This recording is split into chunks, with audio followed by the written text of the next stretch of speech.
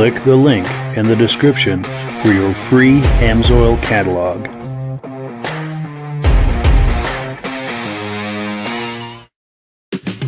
Before we get started, I'd like to give a quick shout out to some of our friends.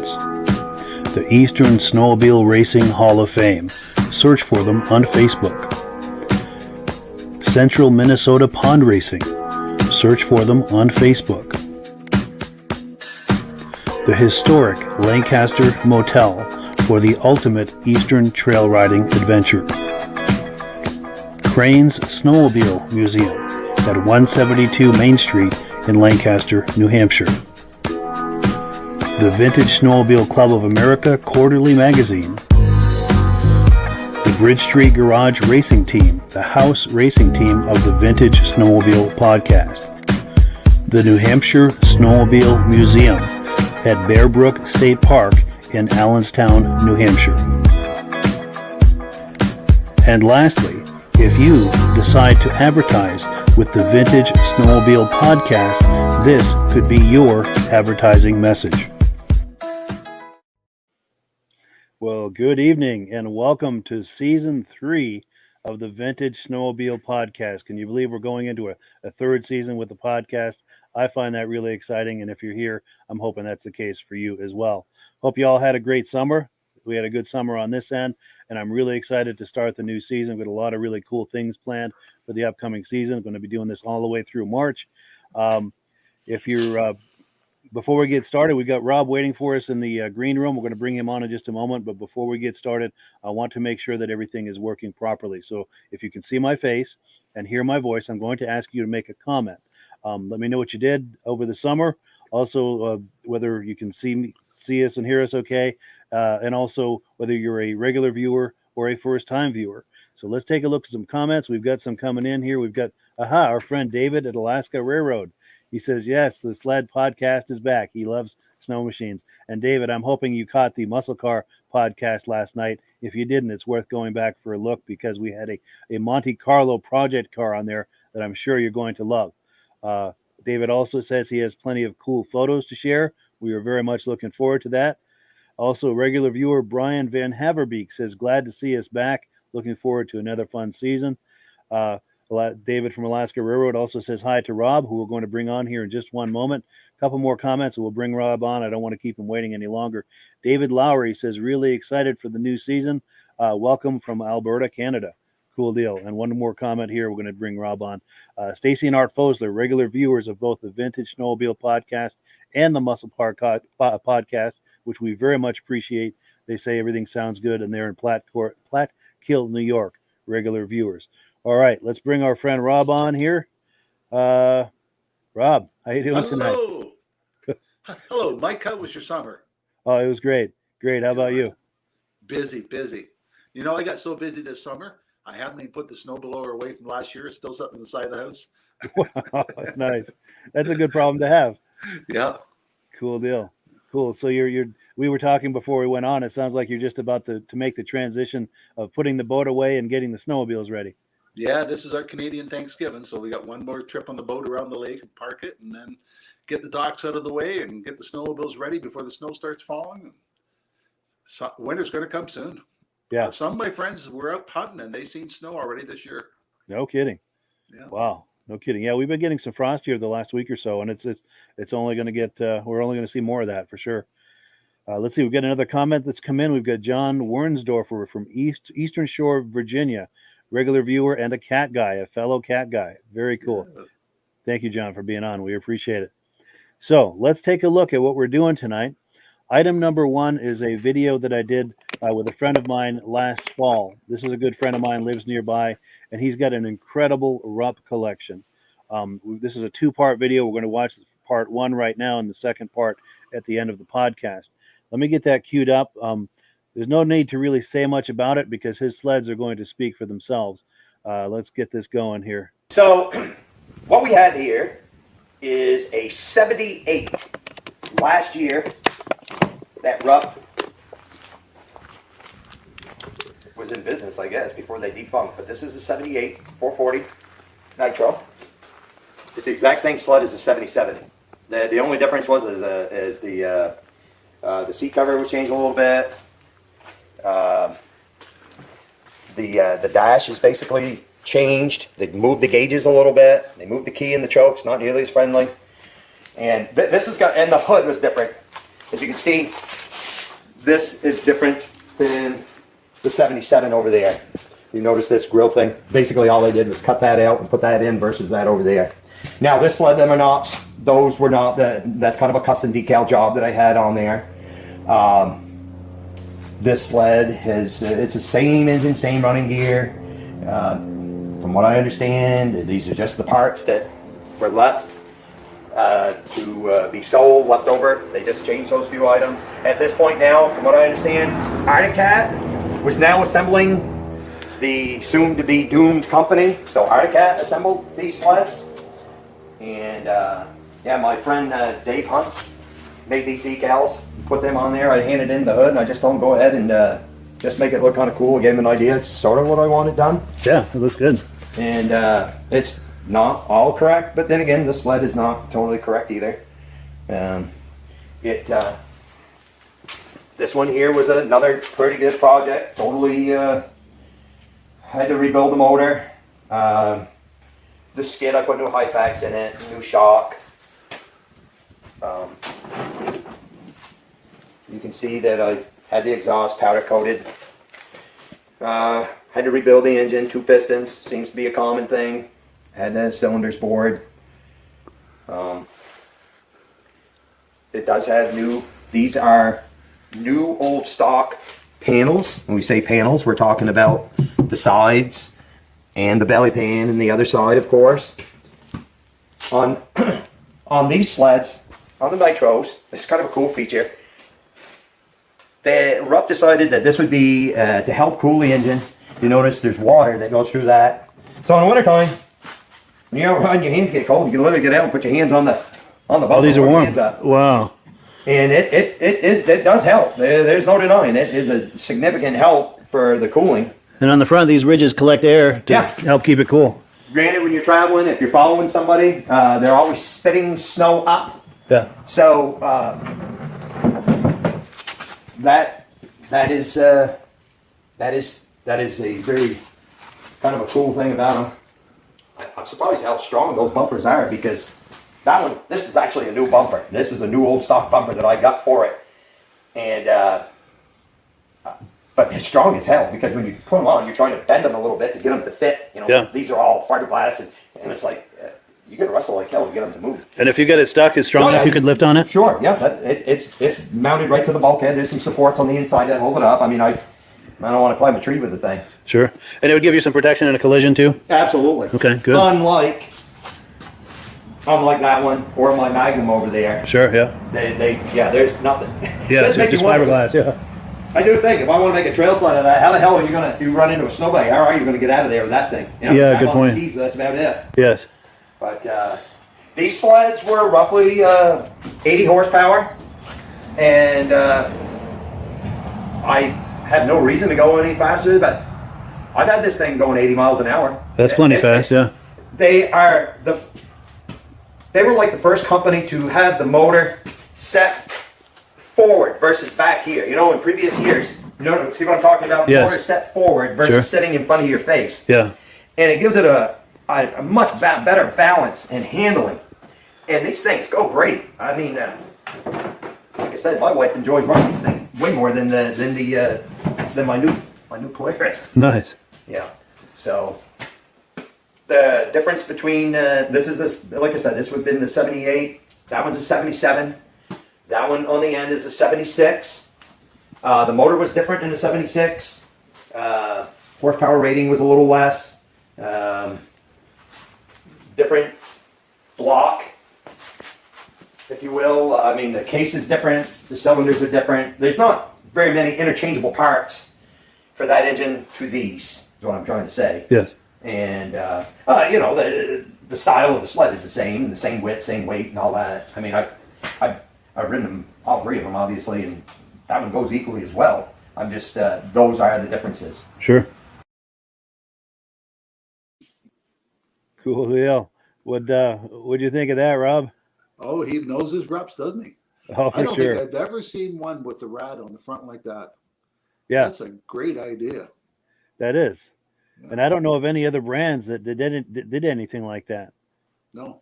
I've never seen anything like that. You're right. It's truly unique. And from what he says, it worked very well. Yeah. And because one of the concerns I had too is that if you do get that stuck and you start yanking on that, is it going to hold up? And he said it was very, very rigid and it wouldn't be an issue, he didn't think. Oh, most rads are quite strong. Yeah. Very cool.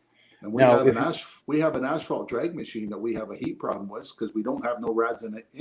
So all we have is just a reservoir. That's it. Something like that would give us a little bit extra cooling for. We could make it back to the pits without towing it. Yeah, maybe do some kind of custom fabricated radiator across the front there. Yeah. Yeah, for sure. For sure. Now, if you were enjoying that and felt that we cut it short, that's exactly what we did. I like to keep the videos under 5 minutes, but we've got part 2 at the end of this podcast where we're going to continue the conversation with him. Also, I'm working with him. He and I have been messaging. I'm going to be going up there here sometime in the next week or so because I saw that he had a sled at the Pittsburgh show. And let me show you the sled. What do you think of that? So I want to go up there and do some more video on that sled and some of the other sleds that we didn't get to on that other visit that we were just looking at. So very much looking forward to that. So where are we now? We're on item number 2. Time for some announcements.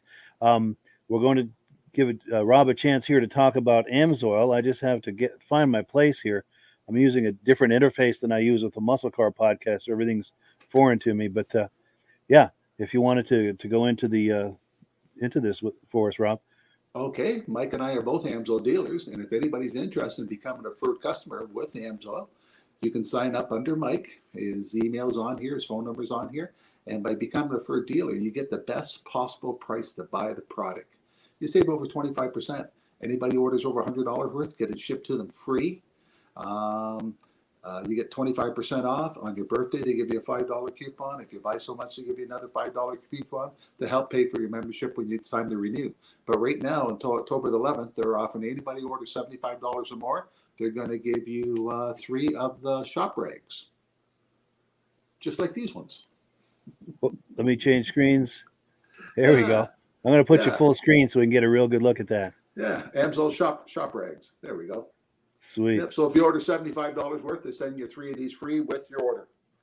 So you also save 25% on the product. You're getting a great deal on the product, and you're getting some free products from AMSOIL for purchasing them.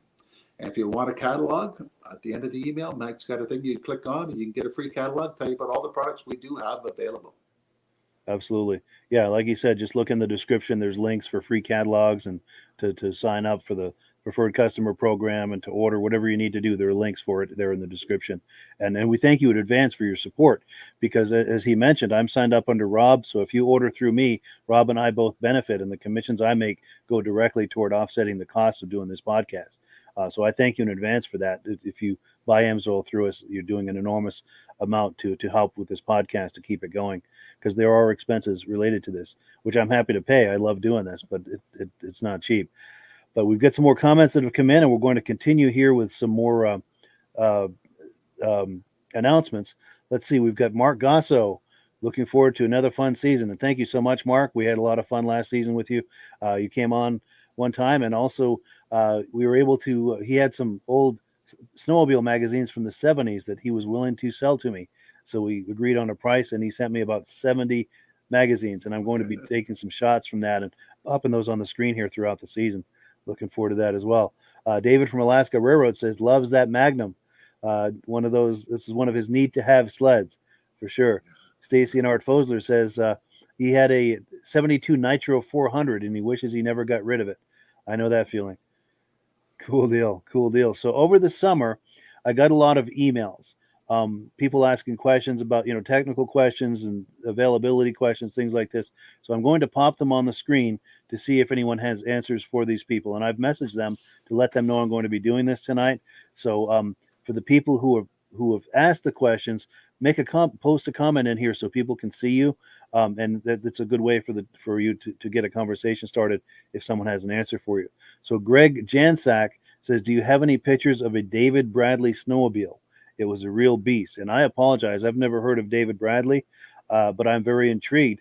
If anyone knows anything about David Bradley, any kind of a backstory about what makes him unique or notable, please leave some comments here. And especially if you have some images, please share it with us here at the podcast. I'm going to pop my email address on the screen. Yeah, right here. Okay. But I'm going to keep that up while we're doing the rest of these questions. So yeah, if you have an answer to that, make a comment here in the comment section, and Greg will see that. Also, Jamie Pasco says, hello, looking for a good running Sachs KM 914A or KM 914B motor, a complete motor. So if you know anything about a motor like that, leave a comment here in the comment section. I'm going to ask Jamie to also leave a comment as well as Greg, so that people can find you if they have answers for you and want to get in touch with you. Sean Farr says he's looking for a 1970 MK2 ski boost windshield. Any idea where to look? So if anybody has information on a windshield for a ski boost 1970, please make a comment here in the comment section. Stephen Bodie says, any old pictures of a speed sled called Bunky's Toy? It's powered by two PSI 474cc triples around the 1988 era. Also, the sled and race owner, he believes, were from Minnesota. I'm curious about this too. Powered by two engines, two triples. That sounds like quite a beast. I'd like to see that. So if anybody knows anything about that, either send me an email or leave a comment here in the description, and we'll get a conversation started about that. Lastly, or next to last, I apologize. Stephen Piffer says, can you please help me out with engine parts to rebuild a Kohler K295? The model number and the spec number are on the screen there, or tell me who know about this. So if anybody knows where he might find an engine like that, please leave a comment in the comment section. And also to all of the people who have posed these questions, please make a comment in the comment section so people can see you to reach out to you about this. So the last one we've got a really cool image from Kevin Lowther. Now this is a vintage snowmobile image from I think the late 60s to early 70s.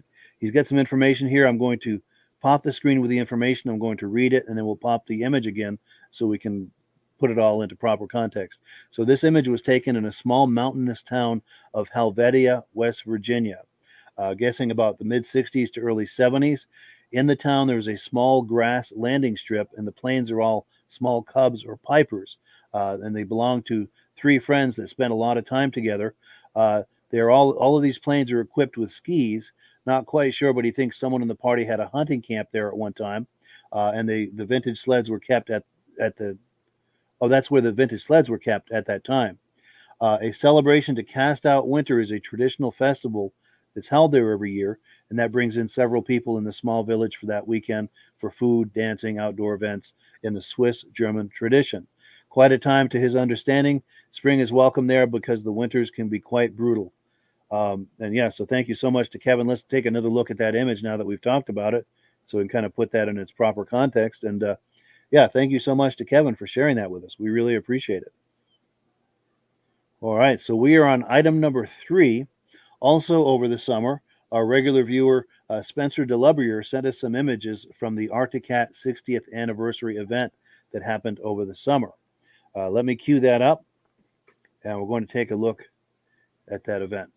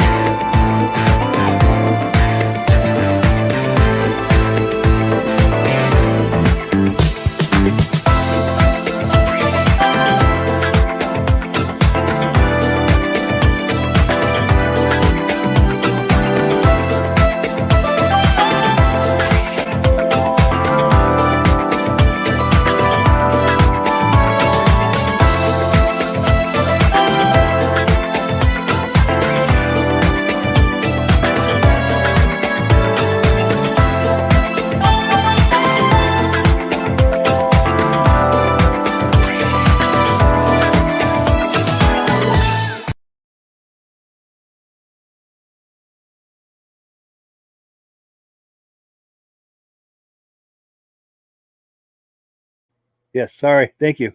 I had shut my mic off during that montage. But yeah, thank you so much to Spencer Delabruere for those images. I put that into a little montage there that we can all enjoy.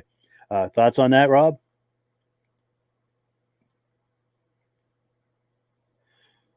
Oh, okay. Can anyone else hear me? Hear me now, Mike? Yes, much better. Okay. Can you hear me okay? Yep. All right. Just gotta Sorry turn the about volume this. up. Gotcha. Sorry about the confusion on that. I think my headphones went dead. Gotcha. No problem at all. Anything jump out at you in that montage from I that love Arctic Arctic Cats. kind of it? Yeah, me too. Yeah, I'm surprised they didn't have any of their EXTs, the snowcross racers, and all that they had. Yeah. Because Arctic Cat, well, Tucker's Machine, everybody like that were big at snowcross. Yes. Good point. They probably were there. It's very likely, yeah, because I understand that was a big event, and if anyone else was there that it was either able to take images or video, we would love it if you could share that with us for all of us to enjoy here on the podcast. And I enjoyed everything that was on there, but one of the things that I noticed was that tractor trailer. I don't know if I saw that in a magazine or on YouTube. I'm not, or Facebook or something, but apparently that's a semi truck from the late 70s or early 80s, and they used to deliver Arctic Cats to I imagine dealerships or go to shows with it, and someone restored that. And I'm fuzzy on the details, so don't quote me on any of that. If anyone knows more about that than I do, I would love to hear about that. There might be a story there. I'd love to find that out. Who does own the Boss Cat now? No idea. If anybody knows anything about that too, we would love to hear about that. Especially if you know the person and maybe could put them in touch and we could do some video with them, or I'd love to get that on the podcast at some point to find out firsthand from the current owner what the story is on that. Yeah. For sure. Have you ever seen that in person at shows or anything? Or? I think I was at an event that it was supposed to show up and run at, and we got there late, so we missed it. Gotcha. But there was about 7 other machines similar to that was going to be there running. Yeah. Sweet. Now we've got a comment that's come in. David from Alaska Railroad said he sent me an email on a David Bradley said. Outstanding. So I will keep that and forward that to the person who was asking. And I apologize, I don't remember the name of the person that was asking me. If it's not in front of me, having a senior moment. But what else were we going to do here? Oh, I think I saw another comment come in. Here we go. Okay. John Wernsdorfer says there's a guy in Richmond, Virginia that has a massive Arctic Cat collection. Check out on Marketplace. The gentleman's name is Sean Mongor.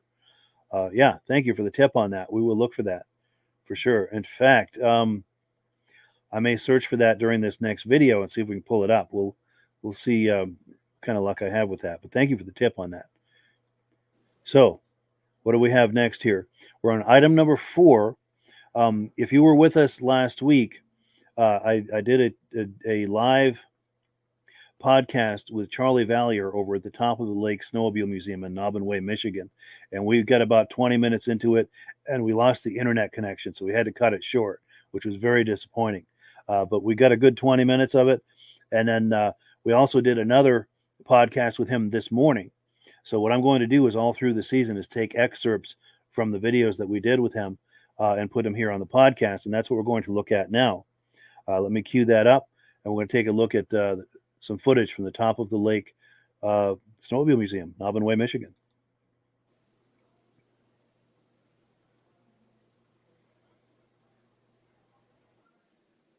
Cool. So we are live right now. And welcome everyone.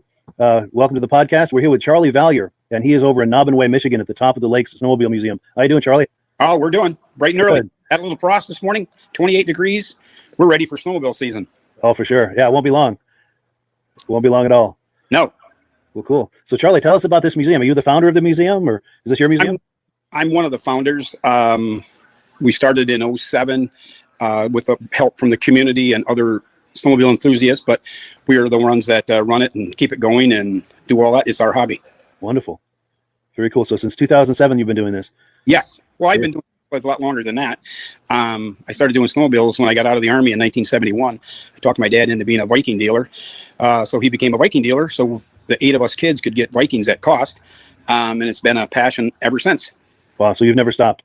Never stopped. No. That's amazing. That's wonderful. So you've accumulated a significant collection of your own, I'm sure. Yes, I've got a bunch of my collection here at the museum, but I still have another 150 sleds at home.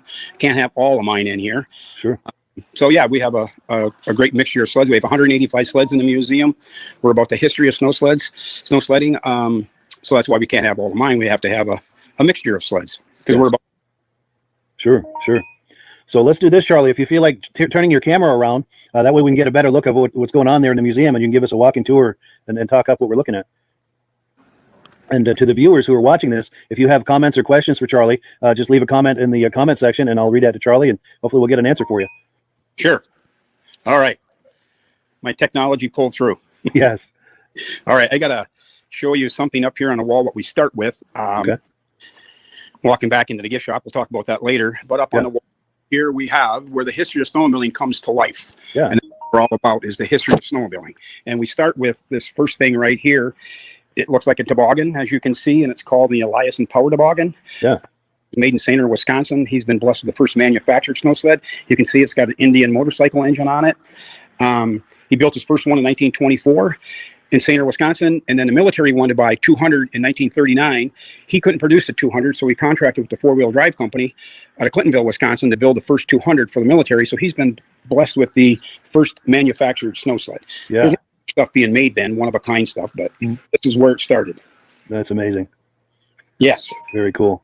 And then, of course, we got all colors and kinds. And we tell people when they come into the museum that this section right here I'm looking at now, there's a Polaris and there's a Polar and a Fox Track. And right here in this community, Naubinway, we're called the Top of the Lake Snowmobile Museum because we're at the top of Lake Michigan.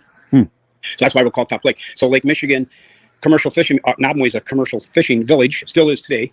So back in the early days, you go 2 miles out in Lake Michigan, get 500 pounds of whitefish, or whatever kind of fish, but whitefish are what's here mostly. Away, get them off the ice after the dog sleds and the horses. When these rear engine machines came along, they used these machines right here in this town. Wow. Another big use was trappers. The guy with the Eliason, you can see here, he's got snowshoes on there. He wanted to get further into the woods trapping. So that's what he used it for. So trapping, commercial fishing, utility companies was another big use of them. Farmers, loggers, quite a variety of uses. Yeah. Of course, what we have today, race. Yes. It seems like I always thought, as soon as the second snowmobile was made, that's when racing began. Right. And we have, it's in the back of the building here. We'll get to that. But remember, here's one right here.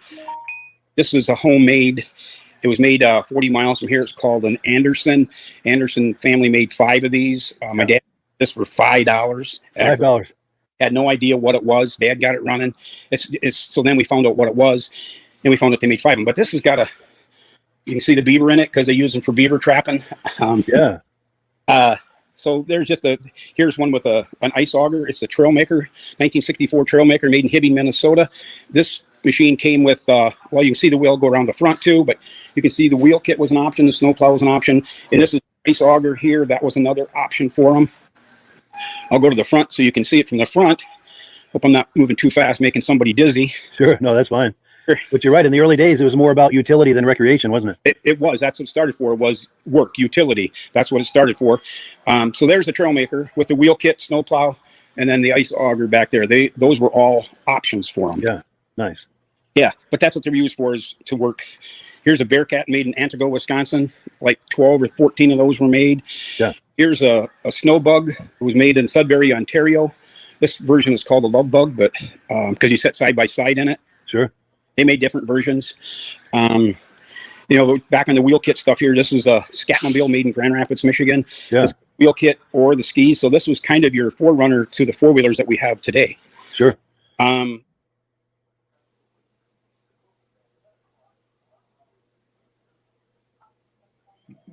yeah, thank you so much to Charlie for that tour. And we went on we've got probably an hour and a half worth of material from that tour. We'll be showing you that throughout the season. And if anyone wants to take a look at those videos in their entirety, just scroll through the videos on this channel and you can check it out. But any thoughts? Anything jump out at you there, Rob? Did I hear him correctly? He said he has 150 more at home himself. Yeah. Yeah. And a lot of the really antique stuff too. Everything I've seen that was really old so far. Yeah. He loves that rear engine stuff. And yeah. Yeah. I was fortunate enough to run into him at Old Forge, New York this summer at the VSCA national event. And we got to talking, and of course, that he's involved with that museum. I had to ask him, what do you think about doing some video, and it just worked out really nice because I've always been curious about that museum, as I'm sure probably you have, and to actually get a narrated tour. I've drove past the sign about 12 times now. Wow. Nice. Yeah. Sweet. I guess I'm going to have to stop in there next time going by. I didn't think it'd be that big. Oh yeah. Yeah. It's impressive. It's bigger than I thought it would be. For sure. And we've got some comments coming in. Let's see. We've got Dave Shiska says, hello from Brandon, Manitoba, Canada. How you doing tonight? And it looks like he's got a little shot glass there and a thumbs up. So, yeah, cheers. Cool deal. And then David from Alaska Railroad says, boy, how the sleds have evolved. You're not kidding there. Oh. Yeah. And it's true. They were more for utility back then. And you saw like the auger kits and things like that, and now it's all recreation. You wouldn't see that on a sled like that today. And then Stacy Nart Fosler said the sled with the plow on it, wondering if it had reverse. I hope it did. Good question. Excellent question. Next time I talk to Charlie, I'll ask him that. Cool deal. Let's see. What do we have next here? We're on item number 5.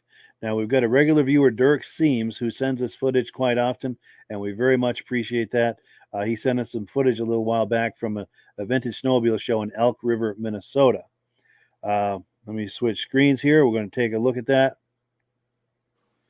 Yes, right here. Well, we ran into a little bottleneck getting off the racetrack here onto the trail. So we swung up high on one of the outside tracks here and got got a thinner group coming behind us because they got lots of room. And then we kind of end up in a bottleneck here by getting off the track. Kind of slow going for some of these higher performance sleds.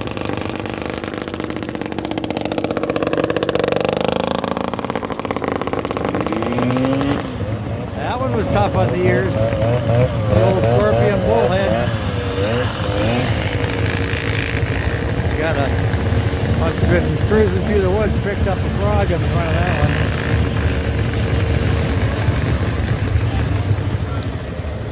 one. Well, we just got out of the lunch line here, and good pork chops. They've been cooking them since early this morning, so they can cycle the people through pretty quick. And so it's kind of a stopping spot after the trail ride, and got the nice heated pavilion here, and they got, I guess I was in there earlier today with all the John Deere sleds, and got the heated bathrooms over there. Pretty nice. Temperature could be a little warmer, but it's just not too bad here. Got a few more strays coming through. We got a couple old seahorses, or ski horses, I guess they call them. Yeah, there you go. So, anyway, this is the Elk River, and like I say, we just stopped for lunch. We're going to go hit the swap meet again here after a lunch and bathroom break. So that's the update for midday today. Cool deal. Yeah, so thank you so much to Dirk Siems for that footage. Anything jump out at you in there, Rob? I thought a seahorse was an outboard motor. I didn't know they made snowmobiles. Yeah, you're right. It might be ski horse. Maybe that's what he meant. That was a huge turnout. Oh, yeah, big event. That's bigger than anything we have. Because most of the shows I go to are northern Vermont and New Hampshire, and we have some nice shows by that standard, but nothing like this. No. If we have 50 antiques show up, that's a lot. And Sure. There's got to be at least 10 people to tow 10 of them back. Yes. Yeah, for sure. Yeah, it looked like a nice event. Let's see. So we're on item number 6. Now, I've got to tell you some backstory on this. We're going to look at the history of how Ski-Doo came to America back in 1958. Most of the story will be told on the video, but it all started in 1958. The first Ski-Doo snowmobiles came to the U.S. through Lancaster, New Hampshire, and that more or less started snowmobiling in the U.S. So we're going to hear the story about that. The first location we're going to be at is behind the Lancaster Motel, literally a stone's throw from the back parking lot, and that's the first building where they set up shop for the for Ski-Doo in the U.S. Now, after a few years, they outgrew that. They went to a second location where they could have a larger warehouse, and Midge and I went over there to get some video, and we're starting to do some video, and someone came over in a security vehicle very quickly, wanted to know what we were doing, and told us we can't be doing video there. So we reached a compromise with the security guy. We said, well, what if we take 2 images, one from images from different angles of the building, and then Midge and I will just go away and do the narration of it, off-site. And he said that'd be fine. So we took 2 pictures and we went on our way. And then the third item I'll leave as a surprise. It's better to watch it than to hear me talking about it. Let me pull this up here. We're going to hear about the first Ski-Doo snowmobiles coming to America. Folks, this is the original site of the old Sherman Motors building that was purchased by Timberland Machines back in 1958. They sold Bombardier products from Ontario, Canada, and they needed a branch store in New England. So Bob Bottoms, the manager of the store in America, he came to New England and he looked all over. He looked in Maine, Vermont, New Hampshire, Massachusetts. He did an extensive search, and he just happened to look at Lancaster as being the center hub of logging back in the 1960s and the late 50s, and he settled on Lancaster as the branch store. And behind me is where the old Sherman Motors building was. It was a Dodge dealership. They went out, he purchased the building, and this is where the original Bombardier Ski-Doo came to America in 1959, right here. December 4th, 1959, the first Bombardier Ski-Doo came to America. Imported right into this the building that stood on the spot. This building is not the original building. The original building was torn down. This building was further down. They moved it up here. This building belonged to the old Thompson Manufacturing Company. And they moved it up here for a welcome center. But the original building, the Dodge dealership, that building was torn down. But it was in about this area. You said it was at a different angle, huh? It was a different angle. It was more like here, and I think it was more this way because there were some sheds to my left. There was a series of sheds where they kept the school buses back then. And so this whole area here was all Sherman Motors Company area. That building that Mike just took a photo of was the original site of the Timberland Machines building that they constructed in 1966. The reason they did that was basically because of the Bombardier Skidoo. Sales took off big time in 1965, 66, and when the building was finally finished in 1967, they were selling between 8,000 and 10,000 snowmobiles out of there every year. So they needed a big warehouse to house this this new phenomenon that was coming on the scene. And so later, I think it was like in 70, 71, I think they were selling 10,000 or better snowmobiles out of there every year until the peak, until everything crashed and a lot of companies went out of business. But in the early 70s, it was still kicking. And if you would consider this, Timberland Machines had a big racing program, and Bob Fortin was the captain. Bob Martin was a team member. Timmy White, Frank Dodge, and so on. They had a pretty good race team there. They even built a little race shack out back specifically to work on the sleds. And the story was that Bob Bottoms would take $100 off from each crate that they were putting out of there. He would take $100 from each sale of the sled and putting it towards the race program. So you're looking at $100,000 race program. That adds up fast. And $100,000 back in 1970 and 71 was a huge amount of money. So you can see why Timberland Machines did so well on the racetrack was because they had a lot of funding behind them. And Bob Fortin was getting paid a salary, plus he could make anything that he made on the racetrack he could keep. So he was taking home $1,000, $1,500, sometimes $2,000 on a weekend from his winnings. And he didn't have to pay for any of the parts because Timberland Machines racing program furnished him. He could go to the stock room and grab a cylinder and a piston and whatever he needed to win races with. So it was an unbelievable program, and it put Lancaster on the map big time because everywhere Timberland Machines raced, they had Lancaster, New Hampshire was Timberland Machines on the side of their race van, and the 45-foot box, and that was an incredible time period really back then. Yeah. To have our town be so well represented by a snowmobile race team. Yeah, for sure. Yeah. Is there a picture of that truck and trailer anywhere? Do you know? I think there is, and I think it's on the Stockwell Road right over here. So if you want to drive up there, maybe we can. Yeah. Yeah, I think. Nice. Yeah.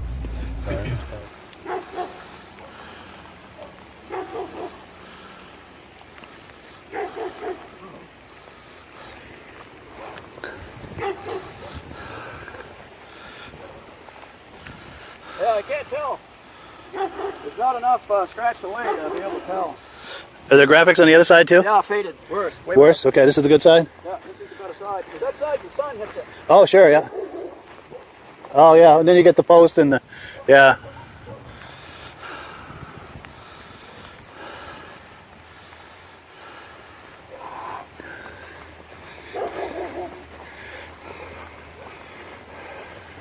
Is there anything on the back side? Any graphics? Yeah, there is. It's pretty big. Yeah.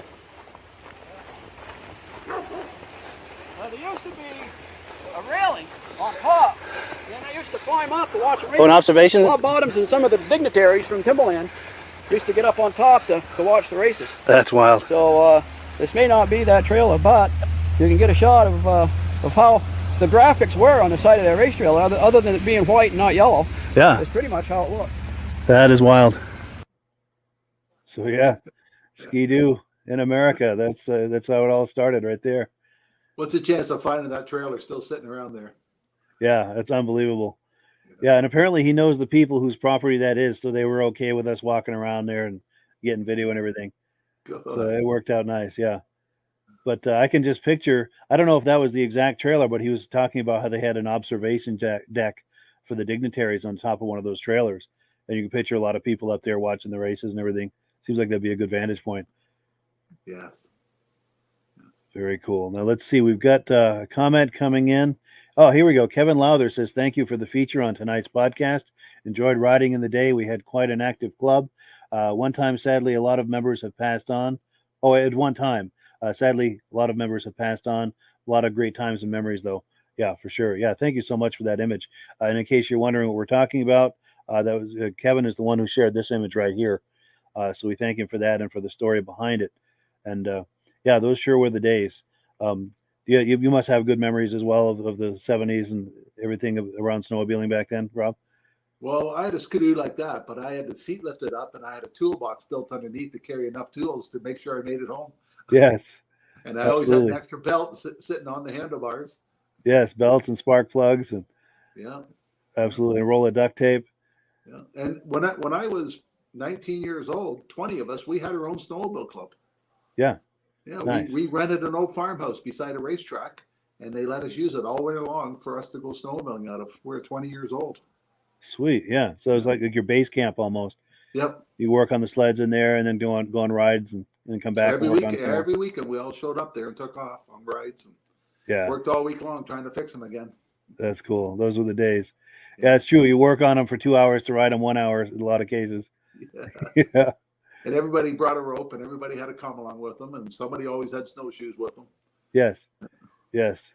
In fact, I remember finding out the hard way what happens if you're going to tow a machine, if you run a rope between both skis, and of course it pulls them together like, let me get my hands and pulls the skis together like this, and often can break a spindle, But I only did that once.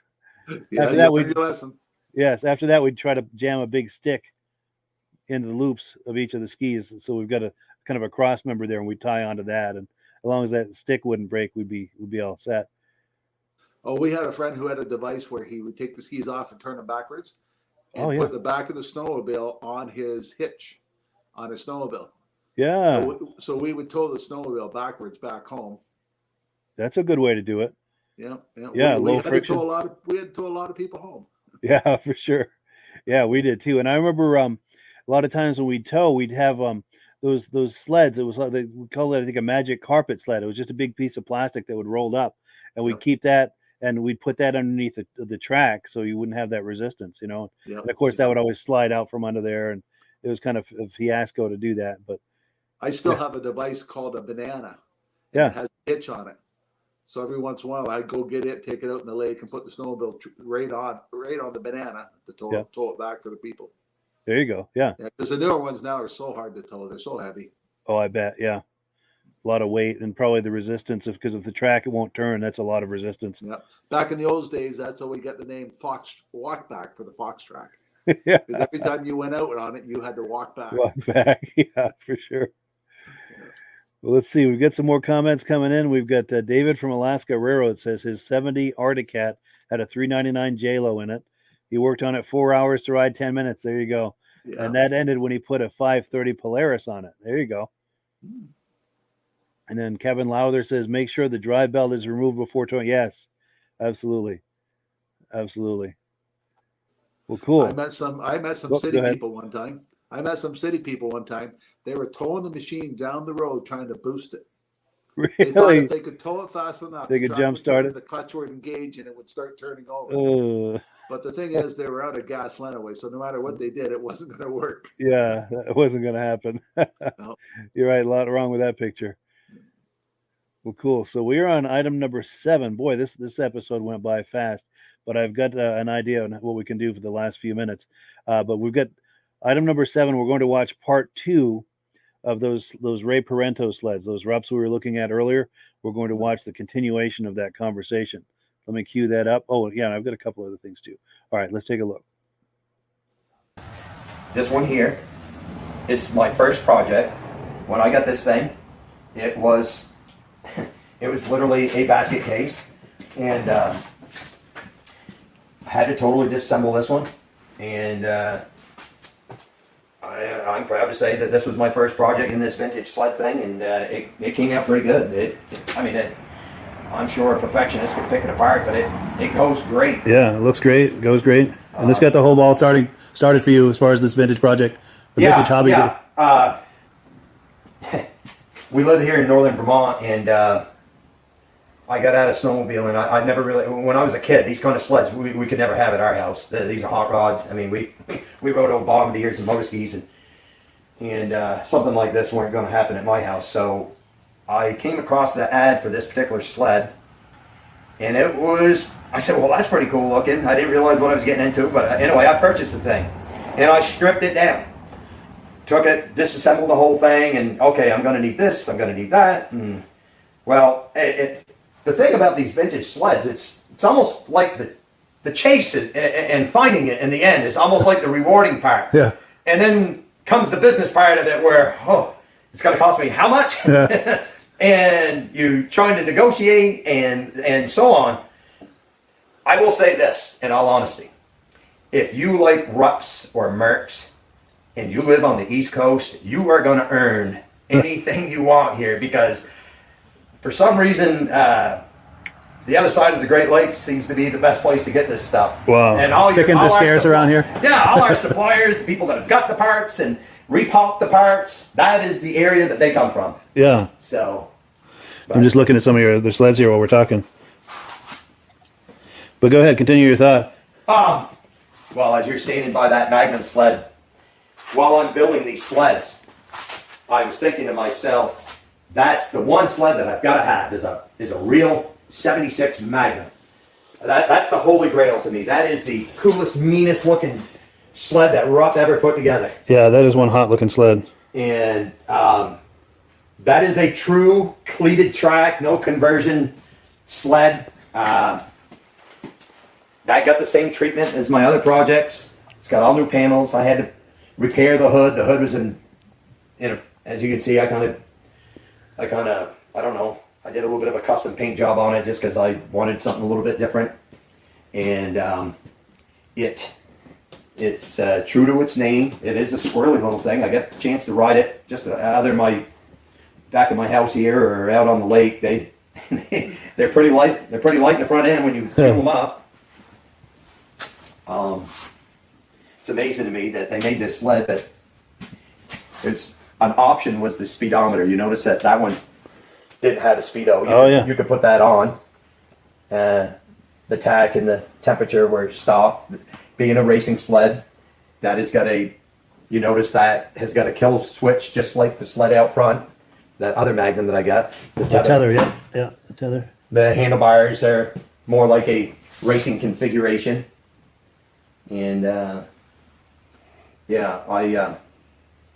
it's funny, this sled here, when I just looking at the thing, to me it's just eye candy. Yeah, it's sexy. It is one of the sexier sleds on the snow. Yeah. Between the stance and the lines and You know, if you're a guy that loves Rupp snowmobiles, the one thing about Rupp, they stayed to their colors. They knew that red looked hot. Yeah. And whether they added black or whatnot, but they absolutely stayed to the red, and there's a reason for that, because they pop. Yeah. They pop. And you're right, it's good contrast off the snow too when you're in their proper environment. Sure. Yeah, that's amazing. Yeah, cool. Yeah, what do you think of that? He's got them looking great. They're great looking machines. I'm surprised he's missing two things out of the collection. Go ahead. Arctic Cat mini bikes are popular. Oh, they're rare to find. Oh, yeah. The Rupps, the Rupps mini The Rupp bikes, yeah. And then Rupp had a three-wheeler thing that was really cool. That's hard to find too. They did. And they had a four-wheeler too, almost like a little dune buggy. In fact, I saw one today. I like magazines from the 70s. I was looking at an old Mechanics Illustrated from, I think, 1972. And they had an ad in there. I'll maybe take an image of it and put it on here next week. But it was like a little four-wheel, almost like a mini dune buggy. Yeah. Yeah, it's really wild what they were doing. Very innovative.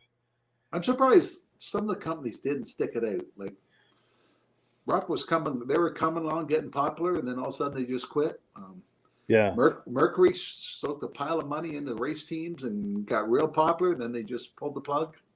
Yeah. And a lot of those, like you said, especially with Mercury or Evinrude or John Deere, they had the financial ability, if they wanted to stay in the game, that they could have, because they were Yes. part of a much larger corporation. Yeah. You know, but somebody in there behind a desk, I'm sure, just decided, well, the numbers aren't working. Let's pull the plug. Yeah. Yeah. It's really unfortunate. And as I mentioned earlier, Ray Parenteau, who we're just talking to, who's got these Rupps, this is one of his latest Rupps that I have not seen in person yet. And I want to remedy that. I've been making plans with him to go up there and do some video on that sled. I can't wait to hear the story on that, as to how that came to be and if he did a restoration on it. And he does most of the work himself on those sleds. Nice work. Yeah, really impressive what he does with those. And we've got some comments coming in, and we've got a couple more things to do here. Here we go. John Spranger Jr., regular viewer. He says, awesome Rupps, very nice. And then David from Alaska Railroad says, totally agree on what he said about the 76 Magnum. It's an amazing machine. And I would have to agree, too, as far as the entire Rupp lineup over the years. That's probably the sexiest one. Would you agree with that? Oh, that's a great looking snowmobile. Yeah, that is hot. That is hot. Now, I've got a good friend of mine, Jeff Gibbs. He loves the podcast, and we're good friends, and we talk snowmobiling whenever we get together. Now, he's got a snowmobile trailer for sale. He sent me some images, and I promised him that I would put together a little montage with some music under it to help him try to sell his sled. So if you like what you see here, and if you're in New Hampshire or Vermont, give him a call. His number will be on here. Let's take a look.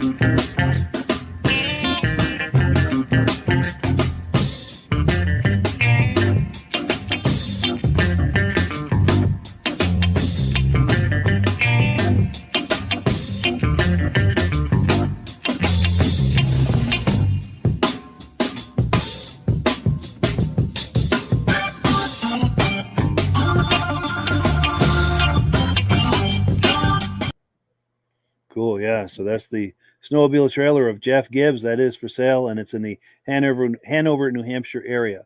So if you're curious about that, his number is on there. Just give him a jingle. And if you do give him a jingle, be sure and tell him that you heard about it on the podcast. Good sized trailer to pull.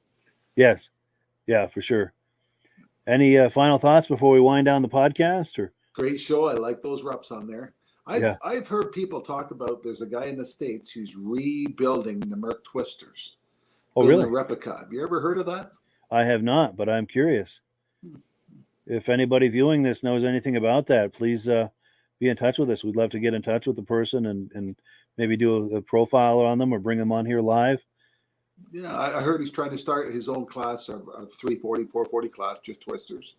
Yeah. He's making a reproduction. That way the people doesn't have to take their old collector ones out and race them.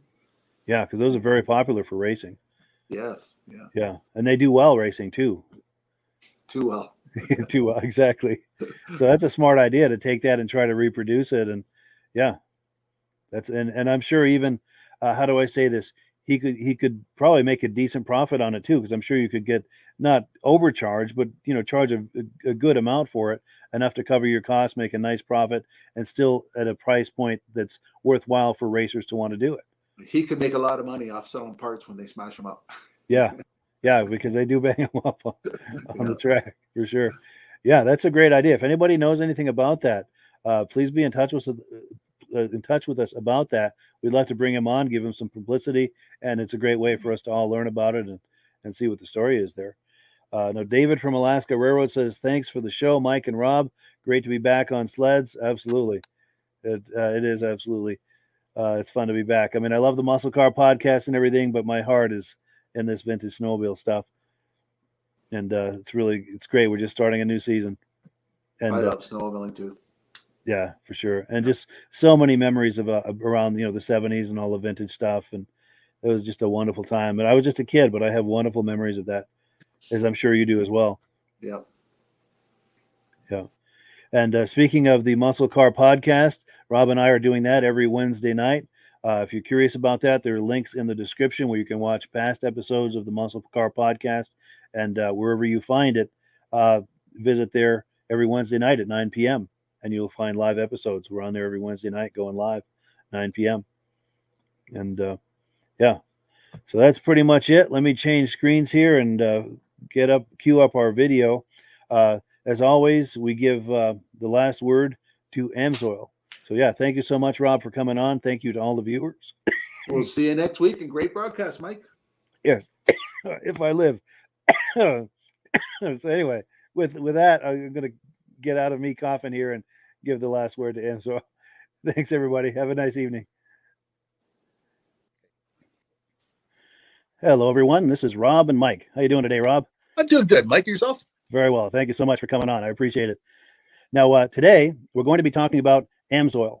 And in a few moments, we're going to show you how you can get the deepest discounts, free shipping, and free gifts when you order your Amsoil products through us. But first, I'm going to ask Rob to give you a quick description of what Amsoil is and why you should consider using Amsoil products in your motorized vehicles. Thanks, Mike. Amsoil is 100% synthetic oil. Everybody uses Amsoil for a different reason. Some people like the benefits that Amsoil is warranted for 25,000 miles or 1 year. The reason we can do that is because Amsoil doesn't oxidize. It doesn't form the usual carbons, gums, sludges like petroleum oils do. That's why we can keep it in the engines longer. Petroleum oils never do wear out. They oxidize themselves. That's why they have to be changed at 3,000 kilometers. And Amsoil likes the benefit that you only have to change the oil once a year. That saves some money. Some of the people like the benefit of Amsoil is it's a slipperier type lube. By having a slipperier type lube, it cuts down friction and drag. By less friction and drag, engines run 20 to 50 degrees cooler, better gas mileage. Now, Amsoil says 25% more protection than the industry requires is in the Amsoil bottles. My average customer gets about 10% increase in gas mileage. That's a big savings. Yeah. And by cutting down friction and drag, for every 10 degrees you cut down the friction and drag, doubles the life of the engine. So by having the engine run cooler, it makes it last longer. Some people like the benefit of the range of the Amsoil. Amsoil's flash point is 425 degrees, and it pours at 50 below zero. Wow. If you ever try petroleum oil when it's 10 below, it turns to honey. And in the summertime, petroleum oil thins out, and once it thins out, that's when it starts breaking down. So Amsoil's an all-season oil, can give you better gas mileage, longer engine life, less maintenance. It ends up being cheaper over a year's time running Amsoil than it is petroleum oils. That's amazing. That's amazing. And Amsoil is available for pretty much any motorized vehicle, anything from lawn equipment, cars, trucks, boats, ATVs, motorcycles, snowmobiles. Yep. And a lot of people phone me up and say, well, what's the benefit of our gear lube? Exactly what I told you about the engine oil. It pours in cold weather, it runs cooler, makes the equipment last longer. And they say, well, what's the benefit of the small engine? Same thing. Makes the engine run cooler, last longer, better performance. So it saves on all the applications that Amsoil has available. Wonderful, wonderful. So yeah, let's talk now. Hopefully this has convinced people to think about maybe joining us in the Amsoil experience. Let's talk about some of the discounts and free shipping and how that all happens. I'm going to pop a graphic on the screen. And yeah, by all means, if you want to talk people through how this preferred customer program works. Amsoil has a number of different programs. One of our main ones is a catalog customer, where somebody can order directly out of our catalog. If they order out of the catalog, they order $100 worth, Amsoil will ship it right to their house. But our best program is our preferred customer. For only $10 for 6 months, you become a preferred customer, you save 25% on all the product. You order $100 worth, they're going to give you free shipping. You don't have to order a whole case. You can mix and match. Say you want 4 bottles of small engine, 7 bottles of 5W30, and a couple of gear loops. You can mix and match. You can order 1 bottle at a time if you want. There's no minimums, no maximums. By being a preferred customer, you save over 25% on all the products you're going to buy. Amsoil sends you extra gifts, a $5 gift certificate on your birthday, $5 when you renew your account and stuff like that. So it's a good way to save on some of the products you want to buy. For sure. Yeah, it's an incredible value. And this is the deepest level of discount that anyone can get when ordering Amsoil. Is that correct? It is. Wonderful. So let's take people through the step-by-step experience of placing an Amsoil order. Then that would include signing up for the preferred customer preferred customer program, so they can receive those deepest levels of discount. So let's go to the website. This is what the website's going to look like. These are some screenshots. Once you go to amsoil.com, there's a link in the description, or you can just type that into a browser, amsoil.com. This is the page you land on. At the upper corner of the page there, you see how I've circled in red. That is the link to click, the Join Now link. That will take you to the Preferred Customer Program page, where you can take advantage of all of these discounts and free shipping and everything that we've just been talking about. This is what that page looks like. In the lower right, you're going to click Join Now. This will pop up. You select the duration you'd like, whether it's 6 months or 12 months, and click Add to Cart. Now, once this pop-up goes away, you'll be back on the main page. And the upper left, you'll see where I've got that red arrow. It says Shop. Now you can start shopping for products, and on your very first order, you're going to get these discounts and the free shipping as long as it's over $100. You'll get all of these benefits right away. So once you click Shop, it's going to take you to the product page. There's different types of oils, lubricants, so on and so forth. For the benefit of this exercise we're doing now, I'm just going to click motor oil. It shows different types of motor oil. Let's click gasoline. Now this takes us to an item. It's their synthetic motor oil. And you can see the item there, and there's choices for different viscosities. But take a look at the price. Let's take a closer look. Let's zoom in. But if you've joined the Preferred Customer Program first, you're going to automatically get the deepest levels of discount. That's what we're looking at here. You're saving $3.80 on that quart of oil. Instead of paying $16.29, you're now paying $12.49 for that quart of oil. That is the deepest level of discount you can possibly get. And then you just add the quantity that you'd like. You select any other items that you're thinking about, add them to the cart. And once you click Add to Cart for the final time, you're going to see this come up at the top of the screen. It's going to show your items and your the total that you're at so far. Pardon me. And then you just click View Cart in the upper right, and that'll take you to your cart. Take a close look here at the upper right. That blue box shows that you're getting free shipping. You're eligible for free shipping on this order because it's over $100.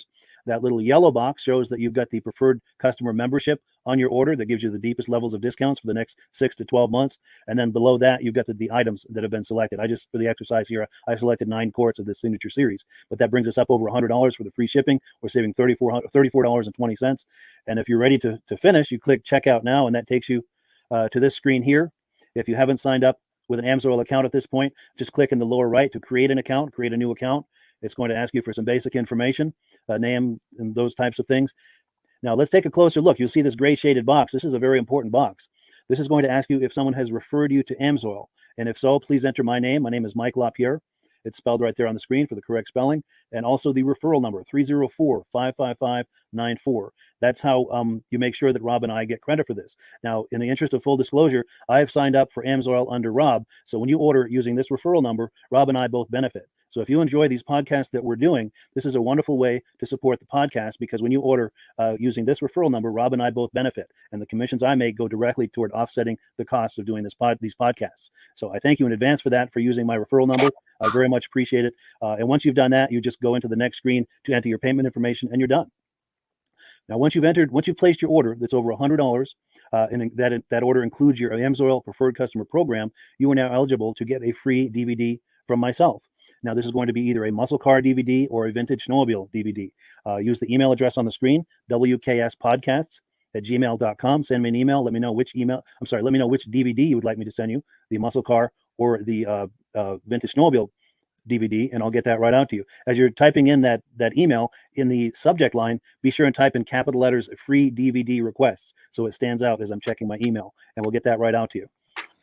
So I guess the last thing, Rob, that we wanted to talk about is if someone is considering AMSOIL as a business opportunity. Yes. If anybody has a retail or a commercial account and they would like to buy directly from AMSOIL, just send Mike a line. He'll show you how to set up, and you can buy directly from AMSOIL. But if you are interested in starting your own part-time business, a part-time business that can grow into a full-time income, Mike and I will show you the AMSOIL marketing plan. AMSOIL has a large selection of products that cover almost every application. So it doesn't matter if you're into snowmobile, boating, or ATVing, or hot rods. We have an oil for every application. It's a fun type business that's I really enjoy doing. Where else can I go and have fun and make money doing it? And Mike and I are here to help you all the way along. If you need any help on how to promote or to find new accounts, we're here to help you. For sure. So when you sign up under that number, this 304-555-94, you're getting Rob and I as a team.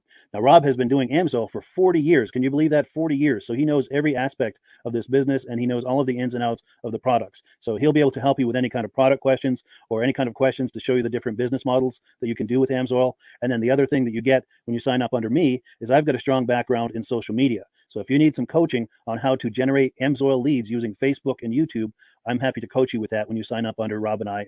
You get both of us as a team to help you, to coach you, to support you, whatever you need to get you off and running with this business and having fun with it. Like Rob said, it's an enormous amount of fun. If you're like Rob and I and you enjoy going to any kind of boat shows, car shows, motorcycle shows, snowmobile shows, anything with a motor, you like going to those shows, those events, those races, this is a great way to turn that into a income opportunity for you. Yes, yes. And just by wearing my AMSOIL hat at one of these events, people come up and ask me about AMSOIL.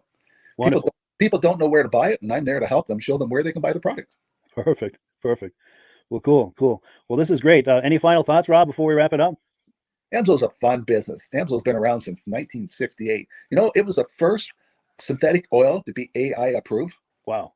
Yeah. That's amazing. And that's very early in the game too, isn't it? Yes. For sure. Well, good. Well, thank you so much, everyone, for viewing. Hopefully, we've gotten you excited as we are about the AMSOIL products. We'd love it if you could join us either as someone who uses the AMSOIL products or to join the AMSOIL team as a business opportunity. And we thank you so much for viewing. Have a great day. You have a good day.